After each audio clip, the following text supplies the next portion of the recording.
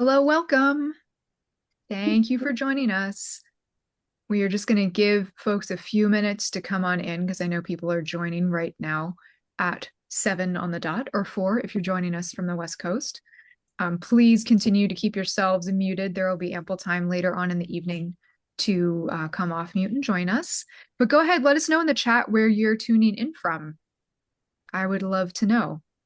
I am currently in New Jersey, where last I looked, it was 15 degrees outside, but feels like 6, which is why I have on 2 pairs of pants and 2 shirts.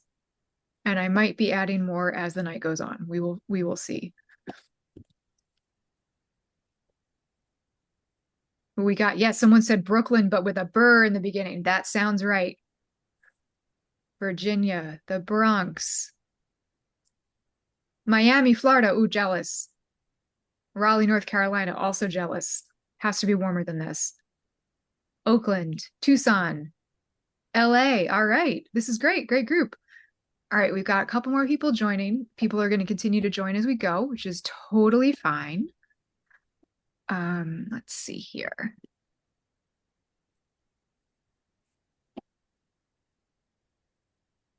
All right. I'm going to go ahead and start to give a little introduction to this evening as people continue to come in. Hello. My name is Katie Chambers. I am the Senior Director of Community and Public Relations at New York Women in Film and Television, or NYWIFT for short. Thank you so much for joining us tonight for our NYWIFT Virtual Hangout. As you all know, as many of you are NYWIFT members, we love to do these hangouts. We do some in person called our NYWIFT Night Out, and we do some virtually, like tonight's Virtual Hangout, where we particularly enjoy for these virtual programs partnering with other organizations who are from outside the New York area that we might not get to meet with otherwise. But thanks to the magic of virtual technology, we can all be together to do a little speed networking and get to know each other. We're going to open tonight with a 15-minute salon conversation between leaders of our 2 organizations, followed by about an hour or so speed networking. Just so you know, captioning is available on the bottom of your screen. Just click the CC button to toggle it on and off.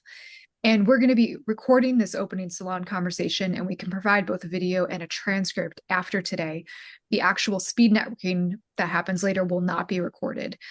Just a little bit about us, in case you're not familiar with NYWIFT. We are a nonprofit professional association that advocates for inclusion, equity, diversity, and safe working environments in media and entertainment.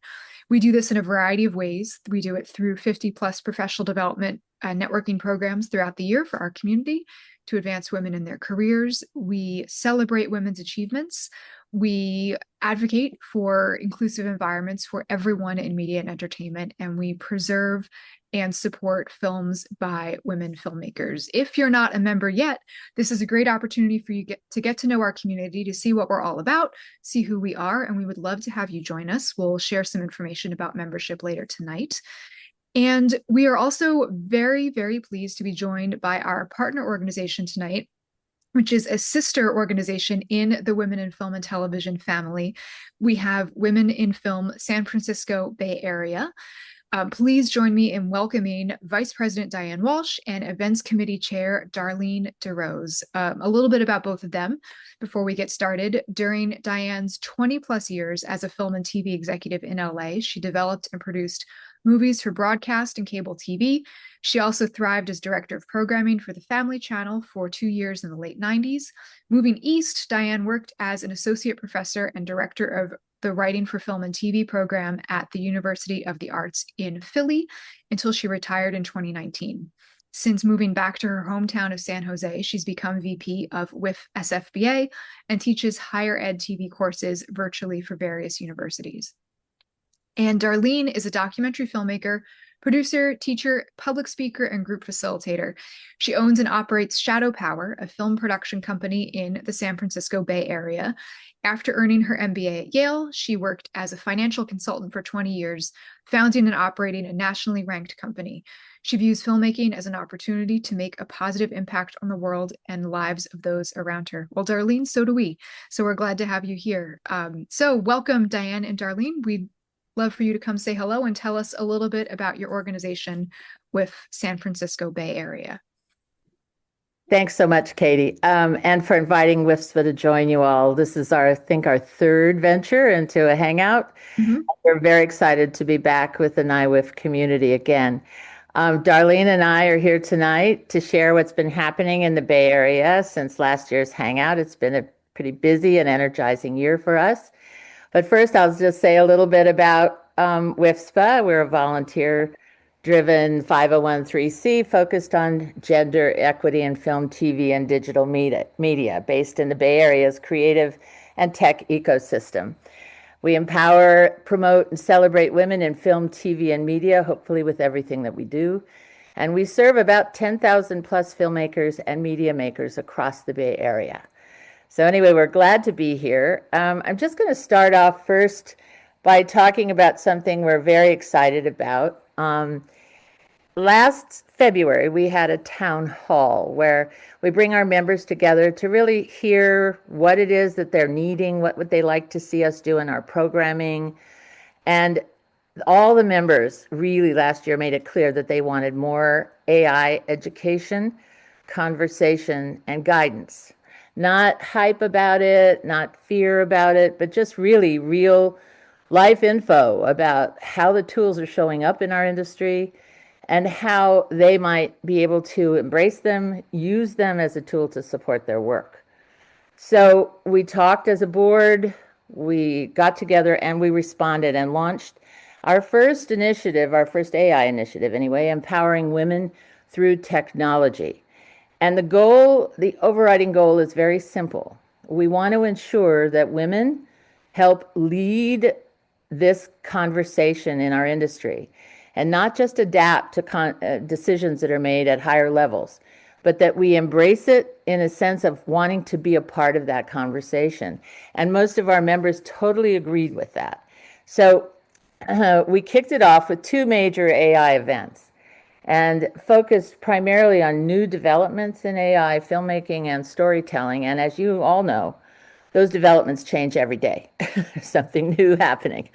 So, but both of those events were strongly attended, and the afterwards people were very excited about the tangible, practical information that they got in terms of applying it to their own careers. So knowing that and knowing the response we got, we're going to have another AI event coming up in May. And I'm going to be sending out an email also to follow up on this, where I will give you some information about how to keep track of when that event might happen, as well as other things that we're doing. But that particular initiative also became the foundation for our first ever sponsorship campaign. It's taken 5 years for WIFSPA to get to the point where we really believe we've accomplished enough to approach high level tech industry for sponsorship of some of our programming. And our fundraising committee put together a fantastic package that we're going to start launching in February. And we're going to be asking for sponsors to fund 10 to 15 AI integrated short films and to provide mentorship and training in AI for approximately 50 members or filmmakers in our community. So we're very excited about this, and we're going to start. February is like a week and a half away, so we're very excited to get this going. Um, Now, our programming and partnerships grew this year also. And Darlene, you want to tell a little bit about what's been happening in that area? Great. Thanks, Diane.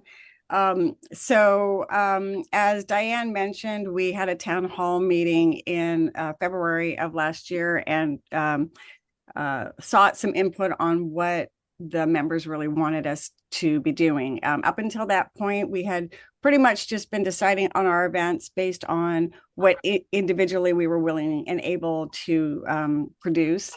And as you can imagine, as an all-volunteer organization, that gets a little bit tricky because, we're doing it based on our own abilities as opposed to what the members are asking for. So we're really proud that last year we actually did 21 educational and networking events. It's the most we've ever done. And a good part of those was our virtual networking nights that we launched after the town hall. And we did, I think, about 7 or 8 of those last year that were really, really well attended. Um, A lot of the success of our events actually has to do with our community partnerships and our outreach. We have worked with 35 community partners, including New York Women in Film and Television. So thank you, Katie. And that support really, really made a difference. It helped us get a broader attendance. It brought in new members, and it actually strengthened the community in the Bay Area. One of the things that we did differently this year with events was we had an opportunity to work with a number of graduate students from Stanford University to help us improve our decision-making matrix about what events to do.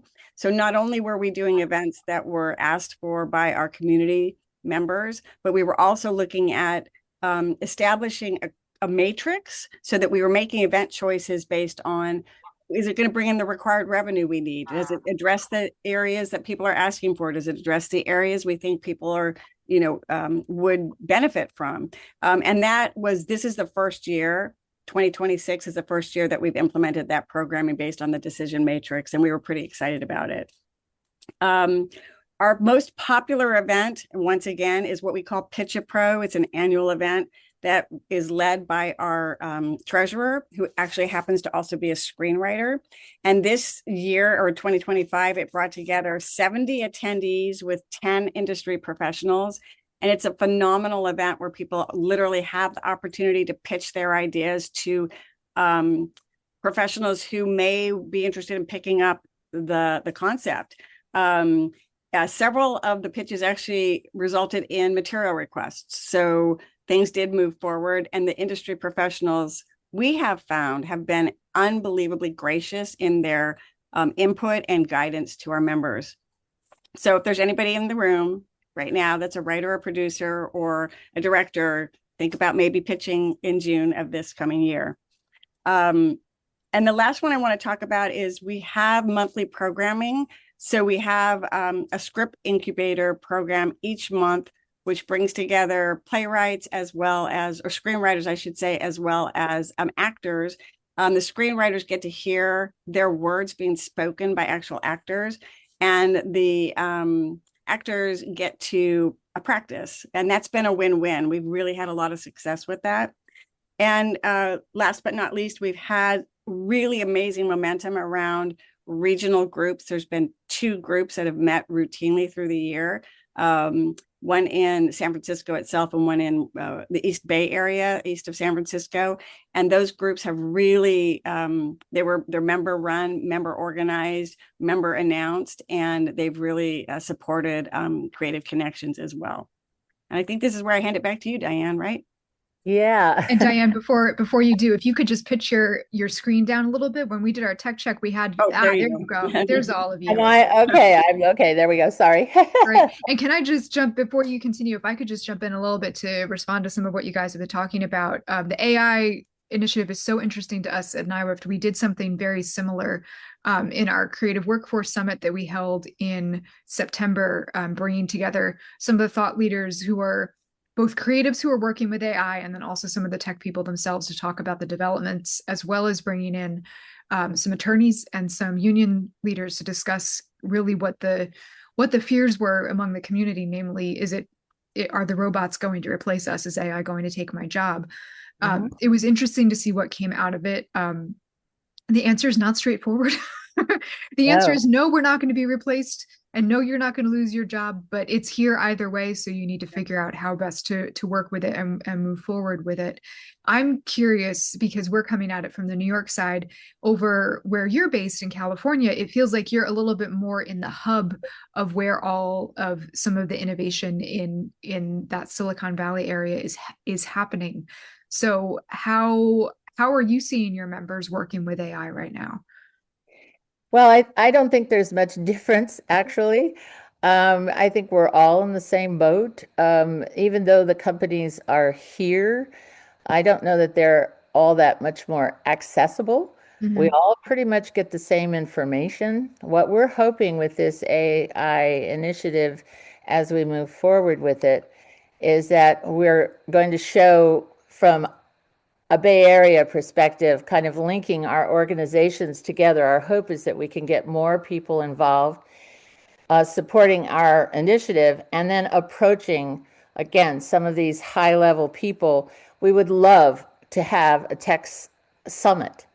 I mean, if we were really thinking about what we'd like to do, to have it here in the Bay Area. But I think as a group, when we have so many small little organizations focused on film and media, that each one of us starts to create the wheel. We all have to gather together.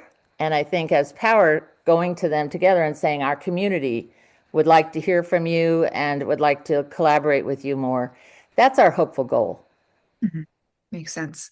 And I'm just seeing a question or kind of a comment in the chat about, not to put you on the spot, Martine, but I see that you're asking about screen and TV writers interested in creating a small workshop in New York City, similar to what the ladies were just talking about in San Francisco. NYWIFT has a very similar program, actually, to the table read, Darlene, that you were discussing. Oh, nice. We have two, actually.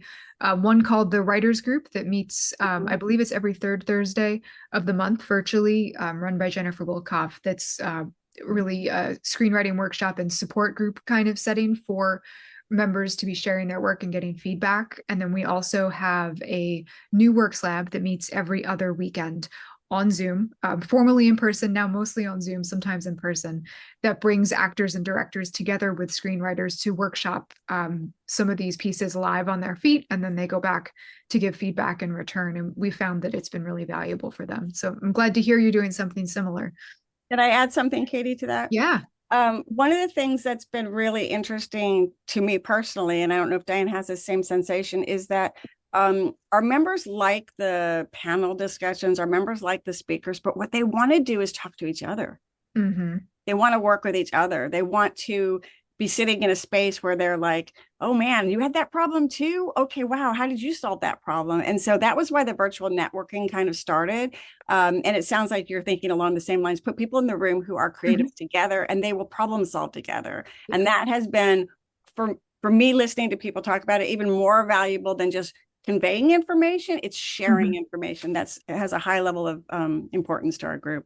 And even when we do the panels and professional development workshops, we always try to pair a networking element with it, because we find also for some people, it's so much pressure to get in the room at a networking event with the sole purpose of networking and then just have this blank face in front of you of a person you've never met. And we find that sometimes if you are networking at a panel and you have a shared experience and something you just learned together, that can make for some more organic connections too. So we try to develop different environments for different types of people so that everybody has their own way of communicating and connecting, for sure. Nice. And some people still do love those crowded bar networking sessions that we do. they're old school ones. So we do a little bit of everything. I want to hear more about the local meetups, because again, talking about the differences between our organizations in addition to the similarities, you know, NYWIFT, yes, we have members from all over. That's one reason why we do these virtual events, but we are still predominantly a New York City and the 5 boroughs based organization. So for you, I would think it's probably a little more spread out. So how does that work with the local meetups? Yes, it is. And that's one of the things that, you know, after COVID, when everyone was doing virtual and we could all get together, then when it became about, well, how many events can we really have in person, when events tend to be in the later afternoon and evening, when getting from Napa down to South San Jose or to to Oakland or to San Francisco at rush hour is impossible here without subways to help us. So we continued doing majority of virtual with a few of these we had a holiday party that we all got together. So these in-person ones, the members stepped forward and basically said, I'm in the East Bay. I'll try it. Let me see. Let me put out a note. We let them really control it so that they could reach out. They had not only our members, but also the community around them to bring people into the conversation. We've gotten memberships out of this, but it's very casual. And the place sometimes changes, but at the same time, there's one that's in the same place every month. You can depend on it being there. And so it is a dimension to the work that I think collaborations come out of it, and casual conversation that, if they're 10 to 15 people, that's a great group to sit around for an hour and a half, and chat. very low key. So we're excited about that, and trying to also promote and have those members who are doing those promote it to other members, saying, "Hey, where do you live?" I live personally. I live down in the South Bay, South San Jose, and we're an hour from San Francisco. So to have, I'm really thinking about trying to do one myself, maybe in the next couple of months, and try out and see how many members really are down in the South Bay who would want to do that and see what happens. So it's experimental, and we're hoping that more people get involved with this and really help us expand that way. That's great. I'm just flagging for everybody who is listening in. I'm about to, in just a minute, open it up to questions from the group. So if you do have a question for Diane or Darlene, please raise your digital hand, using the button on the bottom of the screen, and then I can bring you on to ask your question. But yeah, Diane, Darlene, was there anything else you wanted to add? I know I kind of jumped in there and you were about to add something in the beginning. Oh, no, it's great. I just wanted to say we did expand our leadership this last year and added Lois Vossen to our advisory board. We have a very, very large documentary filmmaking community here, as I know you do also, Katie. And so we wanted to expand our advisory board's outreach of expertise and her high-level documentary knowledge and connections, her partnership ability, with PBS, having to pull in so many organizations to produce things, her mentorship experience, and she champions underrepresented voices. And that's all of our women in film organizations, one of our core values. So we're thrilled to have her and to see how she's going to impact us in the future. So those are our big kind of points that we made this year moving forward into 2026. So any questions? Yes. Yeah, Gabrielle, I see you have your hand raised if you want to unmute. Hi, can you hear me? We can. Okay. So this is all new to me. This is my first virtual chat, women in film. So long story short, I'm in school again. I'm a physician, but I'm in school for animation and motion graphics, and I'm also a published author. So I'm getting into script writing, and I want to know if anybody has any ideas for finding an internship. Well, I think, Katie, you have an internship program? We do, yes. And I'm sorry, tell me again, Gabrielle, where you're based? Well, I live in North Carolina, but the school I attend is New York because I'm a New Yorker. So, City University of New York, Yeah, Borough Manhattan Community College. I mean, the NYWIFT does have an internship program, and it is partly virtual in that we welcome support from our interns in terms of updating our website and doing some interviews and some, virtual admin work.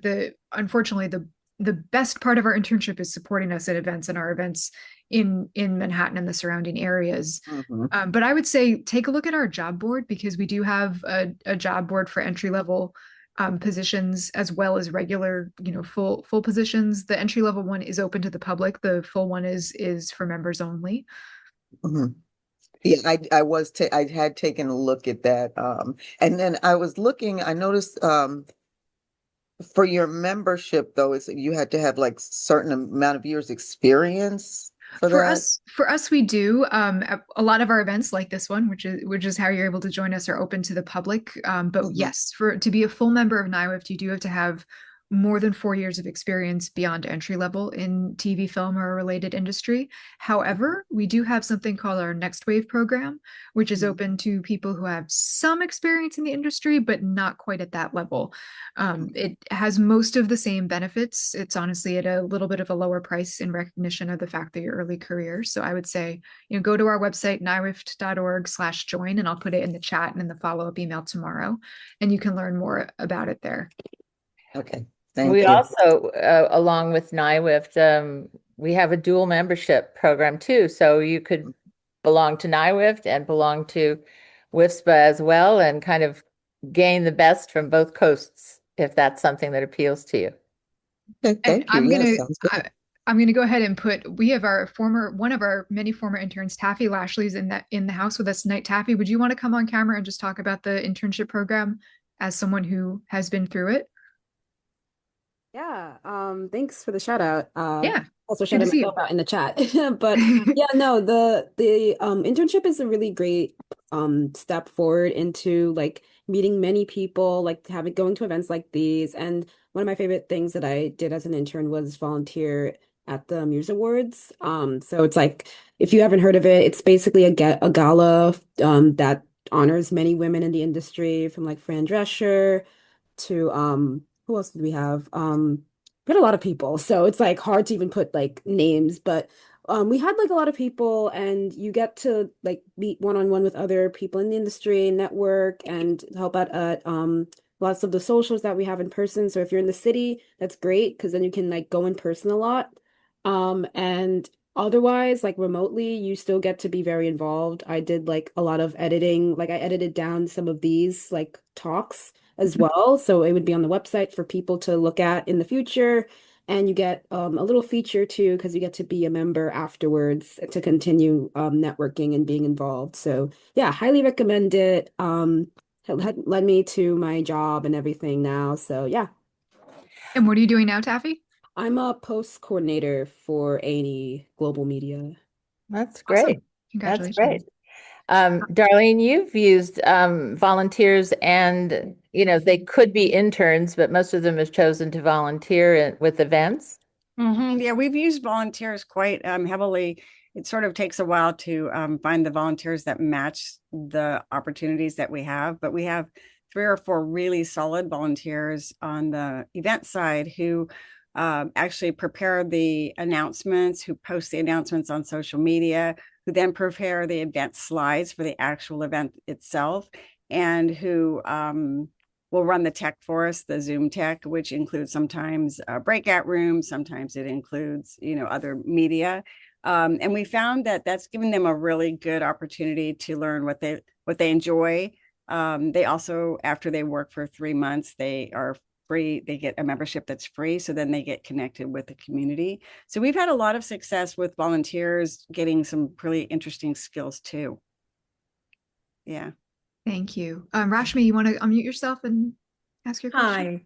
Hi. I'm based in Redwood City, California, and I started a meetup for women who cannot go Oh, to. yes. Hi, Rashmi. Hi. Hi. I started it. It didn't quite go forward because I needed somebody to help me. I was in the thick of post-production of my feature film, which is screening in Redwood City at the end of this month. So I'm happy to get that going or help you with the South San Francisco because I'm in South San Jose because I'm right in the Great. middle here. Awesome. Nice. Redwood City is right in the plumb in the middle. Sounds good. We built a partnership right here. I like Yeah, This is how it works. I'm happy to help with that. it. Perfect. All right. Well, I'll get in touch with you. Okay, thanks. Before we go to Ari's question, we had one question quickly in the chat from MJ, from one of your new members. She doesn't see the location for your next meetup on your website. How do you send those out? How does she find it? The person who is conducting the workshop, they send it out. And so if you go to our newsletter, usually on the newsletter, it will have a contact to reach out to whoever's heading up the East Bay one and the Redwood City one. You'll find their name, you reach out and say, I'd like to come. So that's how you do it. You'll get on their mailing list, and then every month you'll receive it. Plus, it's on all of our social media. So if you're not already on Facebook or Instagram, get on there because they're putting these announcements on that as well. And we'll include the links to your social media profiles in our follow-up email tomorrow. Okay. Ari, you want to take it away? Hello, everyone. My name is Ari. I'm based in New York, and I am a costume designer. This conversation is really interesting to me because from the design world, a lot of designers have started to dabble or implement AI into their practice. So I'm just wondering I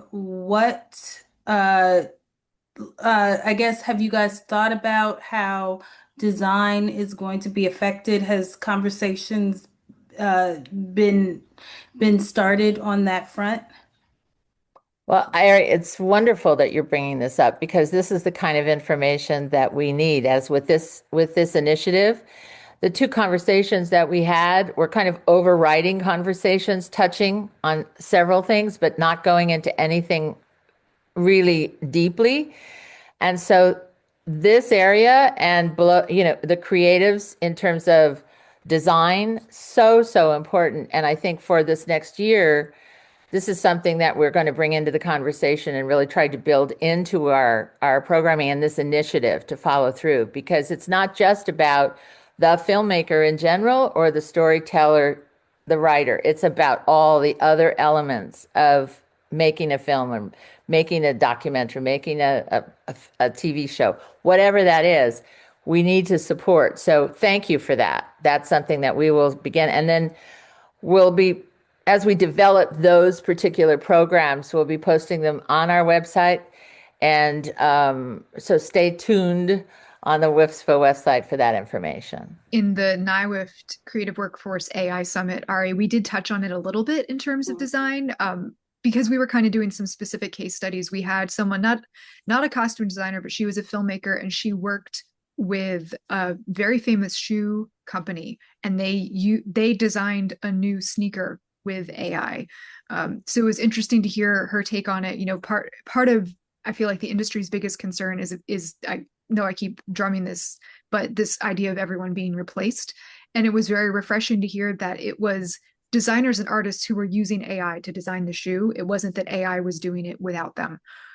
So that was cool to see. But again, still an ongoing conversation to see how best to implement this technology in a way that is sustainable. And of course, the environmental impact is still a major concern as well, for sure.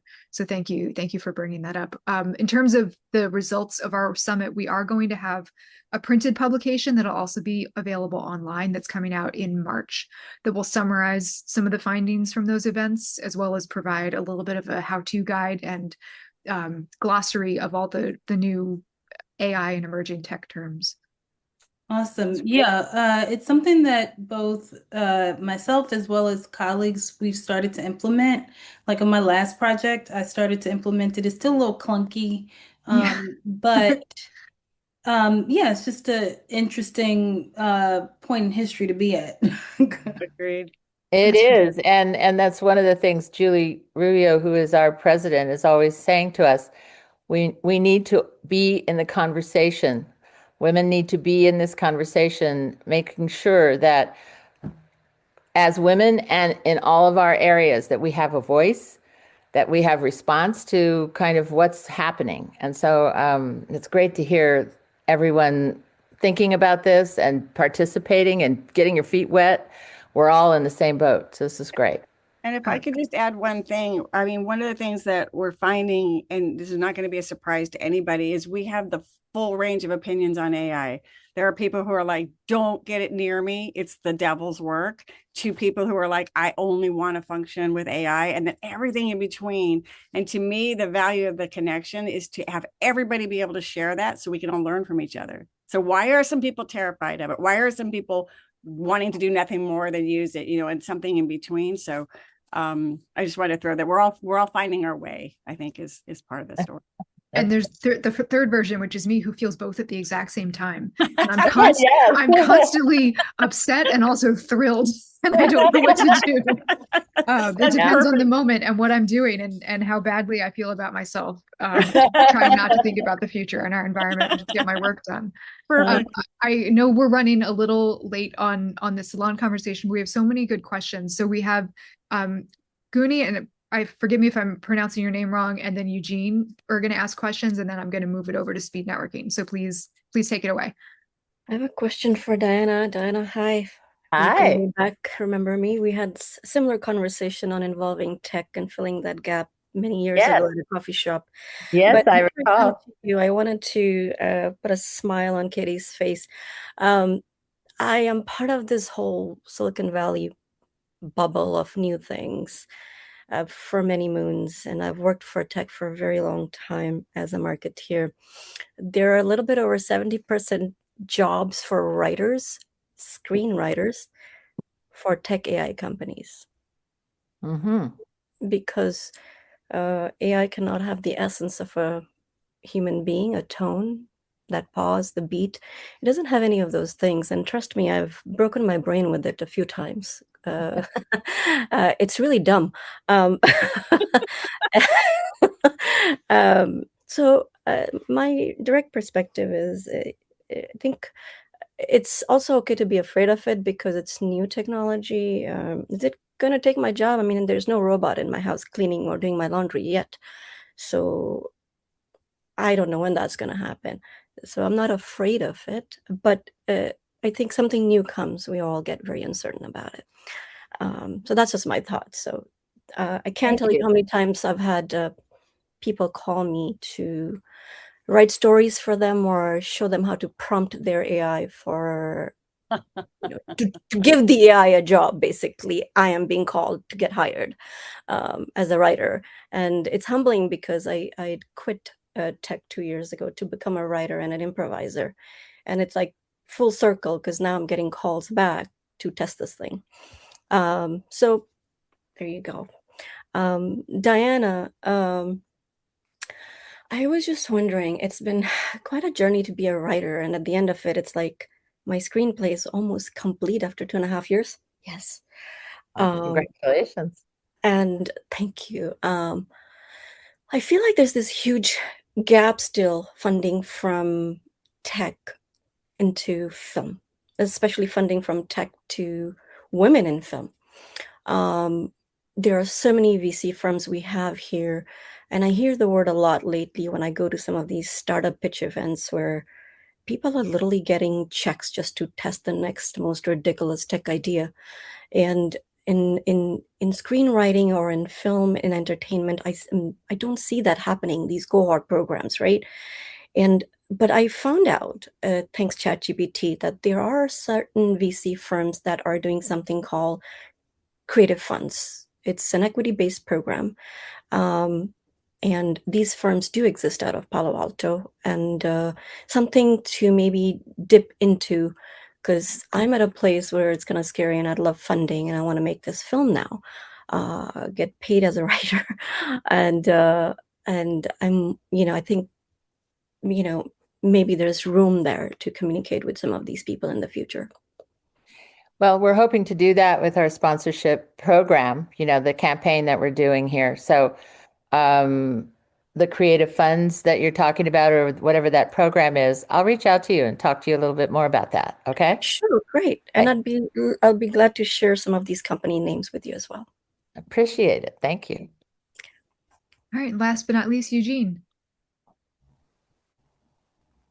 Okay, I am a producer writer, and I wonder how many of you have either teasers or trailers that you have produced that you would like to be able to get them out there so you could either get funding for your projects or get your projects distributed around the world. I don't know how many of you, maybe there's quite a few of you, but for me, I know that the studios and the big, large production companies, they take up almost all the good times and all the good venues for their teasers and trailers. So what we're putting together a teaser trailer showcase. It's in beta stage right now. So if anybody has a teaser or trailer they would like to be in the showcase, it's totally free of charge. We don't charge anything. We just want it to be 24/7, 365 days a year, and streaming around the world. So it's just something that I think that there's a lot of people that in the industry that need that, because I don't know. Thank I you would for like sharing your that. opinion on it. I'd like your opinions on it. We're going to put out tomorrow, and I'll talk about this further as we go on through the night. We're putting out a contact list of everybody who's in attendance here. And Eugene, I'd encourage you to put your call for submissions in the notes section of that so that people can reach you. And you can also stick it in the chat window here, and of course discuss it with anyone you get matched with throughout our speed networking. I'm sure they'd be happy to hear. I want to thank Diane and Darlene. Thank you so much for sharing your insight into WIFSFBA. We're so glad to have you here, and we're very excited to connect with you further throughout our speed networking. Absolutely.